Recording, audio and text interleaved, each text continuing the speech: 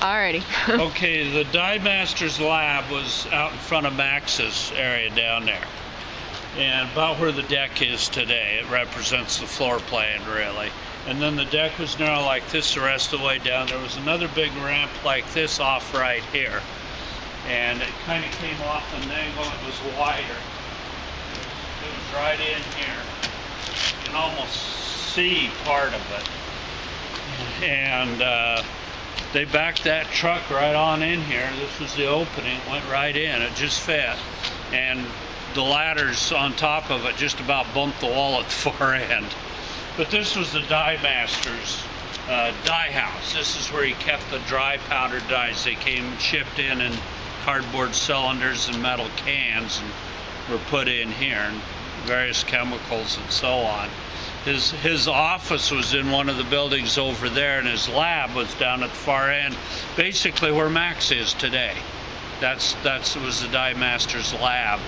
It had to be on the north side, so they had they had a glass top on it out here where the deck is today, like a greenhouse. It was kind of a shed-shaped greenhouse. There may be pictures of it around. And that's where he mixed the dyes. You had to have daylight to see the colors properly.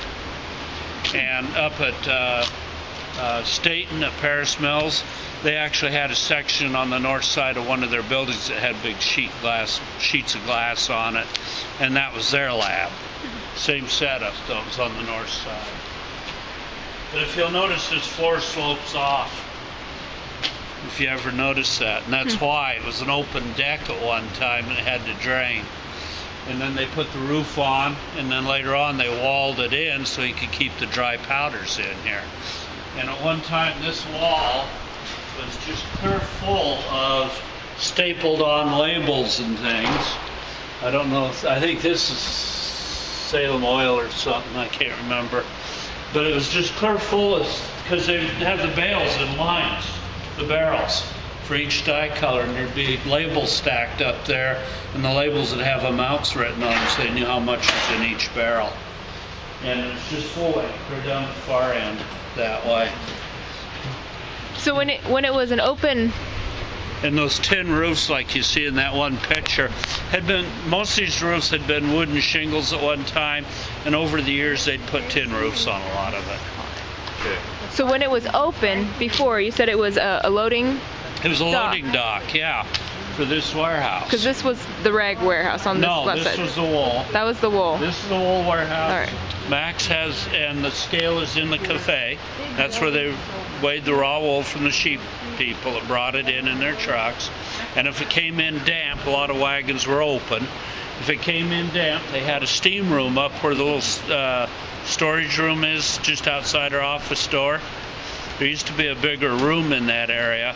And they had steam pipes on the floor and wooden grates over the top of them, and they would take the sacks up there and let them sit there for a day or two until they dried. It was about 120 degrees in there, and they would dry the wool so they could weigh it without the water in it. A lot of farmers would actually hose their wool down before bringing it in, the hopes that that wouldn't happen, because a lot of mills didn't have a drying room for the raw wool. But they dried it here if it came in too wet. Yeah, or you got deduction. It worked both ways.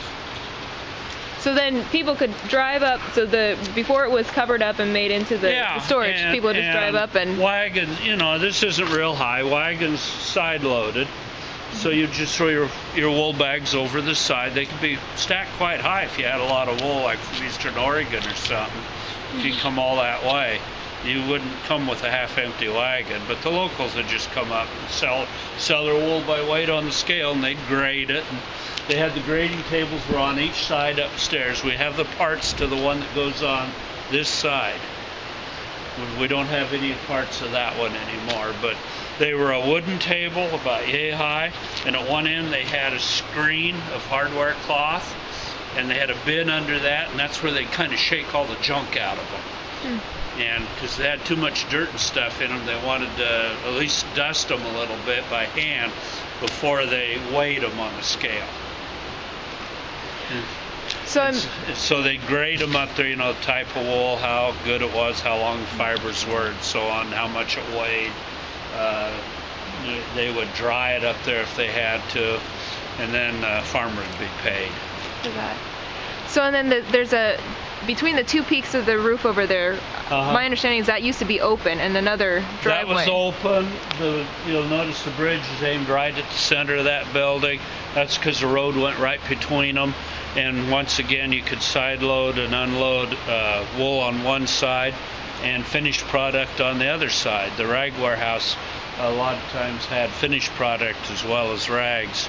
And the same with this one. I mean, you know. But that's why there's a scale here and a scale down there. They're the oldest two warehouses. And in the middle years of the mill, they were actually run by a separate company. There used to be some signs hanging up there about insurance and stuff and who you had to go to. And it wasn't Tom Kay for the workers that were working in the warehouses. It was a warehousing company. I don't know if our modern Kay knows anything about that, but maybe it was being done when he was here. Maybe when he was a kid anyway. It didn't look that old. There was a big trap door. I can show you where it's at in the store, and they would drop a lot of this wool from that floor after it was dried and graded back down through this big hole. And it's about in the middle of where the hall door office would be now, but you can see it from down below. You can see the structure of it. So, see how big it is? You know, that's about 6 feet square. And I'm going to guess it's probably right under the hall. Yeah, because, or partly, it might be under the wall, it might be partly. But the first time I ever saw this was open, and there was nothing in here, and the children's theater leased the whole building, and they had all their spotlights and stuff shining down through this hole. And the theater was in the round right here, kind of like the Pinnacle Theater. It was really kind of neat. But that's where they dropped the wool down through after it was dried and graded and everything, and the farmers were paid for it. And then it was stored in here. And the rag wool was the same thing on the other side. And then upstairs, they had a real narrow little stair that went upstairs, another one kind of where our back stairs are today, but much steeper and narrower, one flight. And the same over there about where the stairs are today, but it was one little flight up the side, real steep. Kind of like those steel stairs in the back behind the boilers. And they would also store in 3 bins on this side. They'd blow extra wool over that they didn't have room for in the picking house or upstairs on the 4th floor. They had a pipe that came across through the dye house, came out of the dye house over into here, and the original pipe work is still over there. Some of it. There's a funnel actually in Flagpole's office. And that part's all original, but the pipe's missing that came from the other side. It got pulled out because he couldn't drive a modern truck under it. But there are pictures of it, I think, with both the pipes and the cables.